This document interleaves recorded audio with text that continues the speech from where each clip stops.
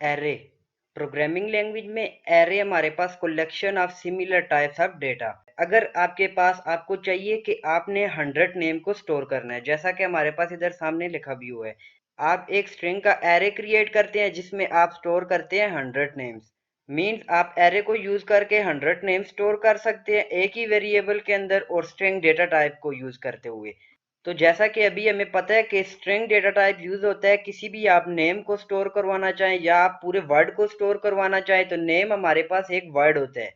तो हम वर्ड को जब स्टोर करवाना चाहते हैं तो हम स्ट्रिंग डेटा टाइप यूज करते हैं। तो अगर आपने 100 नेम स्टोर करने हैं तो आपने एक स्ट्रिंग का एरे यूज करना है जिसमें आपने 100 नेम स्टोर करने हैं। इसके बाद हम जान लेते हैं कि इसको हम क्यों यूज करते हैं, वाई वी यूज। हम इसको तब यूज करते हैं जब आपने स्टोर करने हो similar data types in one variable, तो हम यूज करते हैं एरे को। तो जैसा कि हमने पीछे देखा है, हमने 100 नेम स्टोर करने हैं, तो नेम हमारे पास स्ट्रिंग में होते हैं, तो हमने स्ट्रिंग का एक एरे बनाना है जिसमें हमने 100 नेम स्टोर करवाने हैं। तो देखें, आपने जो भी डेटा लेना है, जैसा आपने स्ट्रिंग में लेना है, करेक्टर में लेना है, इंटीजर में, फ्लोट में, जो भी आपने डेटा लेना है वो आपने डेटा पहले लिखना है। तो हमने नेम लेना है, तो नेम हमारे पास स्ट्रिंग में होता है, तो इधर हमने सबसे पहले स्ट्रिंग लिख ली है। इसके बाद आपने ब्रैकेट डालनी है और आगे आपने ये वेरिएबल है, ये हमने जो नेम लिखा हुआ है ये हमारे पास एक वेरिएबल आ जाता है। इसके बाद आपने इक्वल टू डाल के न्यू लिख लेना है। न्यू के बाद आपने जो भी डेटा स्टोर करना है वो वाला डेटा आपने लिख लेना है। जैसे हमने स्ट्रिंग में नेम स्टोर करवाने हैं तो हमने स्ट्रिंग लिख ली है। इसके बाद हमने 100 नेम स्टोर करवाने हैं तो हमने 100 लिख लिया है। इसके बाद आपने ब्रैकेट क्लोज कर देनी है और सेमी कॉलम यूज कर लेना है। तो देखें हमारे पास ये किस तरह स्टोर करेगा। पहला जो है हमारे पास इधर आ गया 100 है, तो पहले 0 इंडेक्स में स्टोर करेगा, फिर 1 में, फिर 2 में, फिर 99 तक ये जाएगा। 0 से 99 तक हमारे पास 100 नेम स्टोर हो जाते हैं। तो ये इस तरह आपके पास वर्क करता है। इसके बाद अभी हम जान लेते हैं कि इसको हम कैसे प्रोग्रामिंग लैंग्वेज में यूज कर सकते हैं, जावा में। तो ये हमारे पास सिंटेक्स भी जावा प्रोग्रामिंग लैंग्वेज का है। तो अभी हम अपनी जावा प्रोग्रामिंग लैंग्वेज में चले जाते हैं और देख लेते हैं वहां के हम कैसे इसको स्टोर करवा सकते हैं।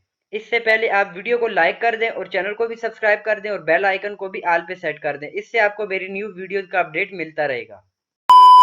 तो अभी हम जान लेते हैं कि जावा प्रोग्रामिंग लैंग्वेज में एरे को हम कैसे यूज कर सकते हैं। तो इसके लिए हम सबसे पहले एक न्यू क्लास बना देते हैं। अभी हमने इधर एक न्यू क्लास बना दी है। इसके बाद अभी हम मेन फंक्शन बना लेते हैं। तो देखें, जावा प्रोग्रामिंग लैंग्वेज में हमारे पास जो एरे का सिंटेक्स होता है उसमें हमने सबसे पहले जो भी डेटा टाइप हमने इंटर करवाना होता है, जो भी हमें डेटा टाइप चाहिए होता है, सबसे पहले हम उस डेटा टाइप को इंटर करते हैं। तो जैसा कि हमने पहले एग्जांपल में देखा था कि हमने 100 नेम को स्टोर करवाना है। तो 100 नेम जो हमारे पास है ये वर्ड में यूज होता है और नेम के लिए हम स्ट्रिंग का डेटा टाइप यूज करते हैं, तो हमने इधर स्ट्रिंग लिख लेना है। स्ट्रिंग लिखने के बाद आपने ब्रैकेट्स का यूज कर लेना है। इसके बाद आपने क्या करना है कि अपने वेरिएबल का नेम लिखना है। तो जैसा कि हमने 100 नेम को स्टोर करवाना है तो इसलिए हम इधर वेरिएबल का नेम भी नेम ही लिख लेते हैं। इसके बाद आपने इक्वल टू न्यू लिख लेना होता है। न्यू के बाद आपने जो भी डेटा स्टोर करवाना है उसी तरह आप स्ट्रिंग लिखेंगे। स्ट्रिंग के बाद आपने जितना भी उसका डायमेंशन देनी है, आपने एरे की डायमेंशन जितनी भी देनी है आप इधर डायमेंशन दे सकते हैं। तो हमने 100 नेम स्टोर करवाने थे तो हमारी डायमेंशन जो है 100 हो गई है। ये हमारे पास जावा में एरे का सिंटेक्स होता है। इसके बाद अभी हम जान लेते हैं कि अभी हम इनको इनिशियलाइज कैसे करेंगे। सबसे पहले हम इंडेक्स 0 को चेक कर लेते हैं। तो ये 0 से स्टार्ट होगा और 99 पे एंड होगा, तो हम 0 इंडेक्स में अभी हम कैसे इसको इनिशियलाइज कर सकते हैं। तो नेम, पहले हमने वेरिएबल का नेम लिख लिया और वेरिएबल का नेम हमारे पास नेम आ गया। इसके बाद इंडेक्स 0 आ गया, 0 इक्वल टू हमने लिख लिया। और इसके बाद इनिशियलाइज करने के लिए आपने इधर जो भी नेम आपने स्टोर कराना है वो नेम इधर आप इंटर कर सकते हैं। तो देखिए अभी हमने इधर एक नेम भी इंटर कर दिया, तो ये हमारे पास इंडेक्स 0 में इस नेम को इसने इनिशियलाइज कर दिया है। इसके बाद अगर आपने इंडेक्स 1 को चेक करना है तो 1 में इसको इनिशियलाइज करना है। अभी मैंने इंडेक्स 1 में मलिक अब्दुल्ला को इनिशियलाइज कर दिया है। इसके बाद अभी हम इंडेक्स 2 को भी चेक कर लेते हैं। इसी तरह आप नीचे जितने भी इंडेक्स है उनको इनिशियलाइज कर सकते हैं। तो इधर हमने जान लिया कि हम कैसे इनिशियलाइज कर सकते हैं इंडेक्स को। अभी हम जान लेते हैं कि हम यूजर से इंडेक्स को इनपुट कैसे ले सकते हैं। तो इनपुट लेने के लिए हमने सबसे पहले एक इनपुट का फंक्शन बना लेना है।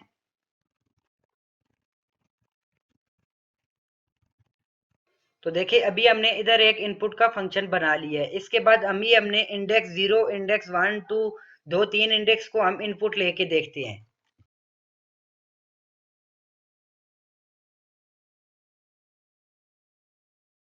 तो अभी हम इन दोनों इंडेक्स की बात करते हैं। इंडेक्स 0 और 1 का हमने इनपुट ले लिया यूजर से।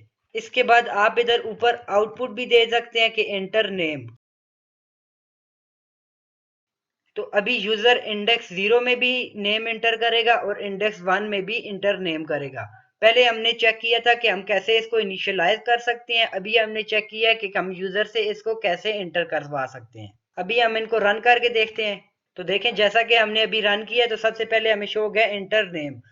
ऐसा इंटरफेस जब यूजर के सामने आएगा तो उसको कंफर्म हो जाएगा कि हमने इधर यूजर से नेम एंटर करवाने हैं। तो इधर हम पहले नेम एंटर कर देते हैं जो कि हमारे पास इंडेक्स 0 में स्टोर होगा। तो जैसा कि अभी हमने एक पहला नेम एंटर कर दिया है, इसके बाद अभी हम दूसरा नेम एंटर करेंगे। तो देखिए अभी हमने जैसा कि इंटर नेम किए हैं दोनों इंडेक्स 0 और 1 में। तो इसके बाद अभी हम जान लेते हैं कि हम इन सब इंडेक्स को एक ही बार में कैसे इनपुट ले सकते हैं। अगर हम इस तरह का फंक्शन यूज करते हैं तो देखें नेम इंडेक्स 1 के बाद हम इंडेक्स 2, फिर 3, फिर 4, फिर 5, फिर 6, इस तरह लाइन भी बहुत ज्यादा यूज होंगी और हमारा टाइम भी बहुत ज्यादा यूज होगा। इस करके हम जान लेते हैं कि हम इनको कैसे एक ही बार में इंटर करवा सकते हैं। तो उसके लिए हमारे पास एक फंक्शन होता है, फॉर लूप हम यूज करते होते हैं। तो इधर हमने फॉर लूप में आई को इनिशियलाइज किया है और इसको 0 के इक्वल कर दिया है।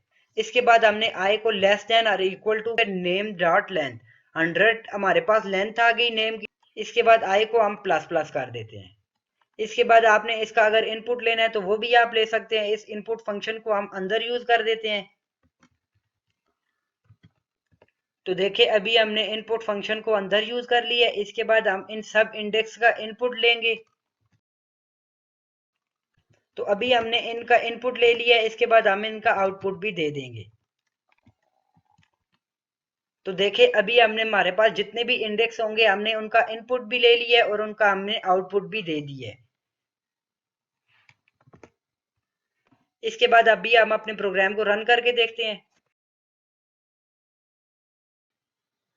तो देखिए अभी हमने अपना प्रोग्राम रन किया तो इधर आ गया इंटर नेम। अभी हमने इधर इंटर नेम करना है। तो ये जो हमने इंटर नेम किया ये हमारे पास इंडेक्स 0 में स्टोर भी हो गया और उसने शो भी कर दिया है मलिक अली। इसके बाद हम एक और नेम इंटर कर देते हैं।